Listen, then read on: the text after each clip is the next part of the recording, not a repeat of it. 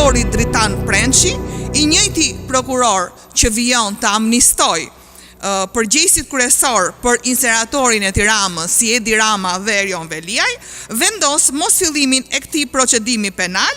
Partia Demokratike ka publikuar prova të reja mbi dosjen 184, duke kërkuar hetim të thelluar për krimet zgjedhore. Kryetaria e Komisionit të Apelit në Partinë Demokratike, Adriana Kalaja, deklaroi se SPAK duhet të kryejë hetim pasuror për të gjithë zyrtarët e përfshirë. Ai akuzoi prokurorin e SPAK Dritan Prençi se ka amnistuar këtë çështje duke mos marrë në konsiderat kazimin e Partisë Demokratike. Sipas Kalas, duhet hetuar lidhja mes ish drejtuesit politik të Partisë Socialiste në Dibër Arben Keshi dhe prokurores Esmeralda Keshi, për të cilët është depozituar kallëzim penal shtesë. Në datën 19 shkurt 2025, Partia Demokratike ka kallëzuar disa zyrtar të lartë përfshirë Ulci Manjen, Pierin Dreun, Damian Gjiknurin si dhe Esmeralda dhe Arben Keshin, për njësor veprash penale që lidhen me manipulimin zgjedhor dhe korrupsionin. Në 24 shkurt, Partia Demokratike ka depozituar prova të reja përfshirë emra të rinj si Arta Marku, Agro Male dhe Sali Skura.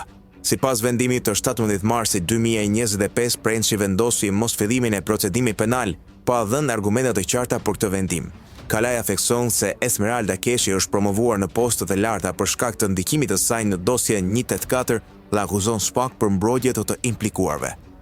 Partia Demokratike kërkon që Altin Dumani dhe SPAK të tregojë seriozitet në luftën kundër krimit zgjedhor, duke sekuestruar materialet e përgjimit dhe duke bashkuar të gjitha çështjet e lidhura me këtë dosje. Ky është një test i rëndësishëm për drejtsinë shqiptare, veçanërisht për Altin Dumanin.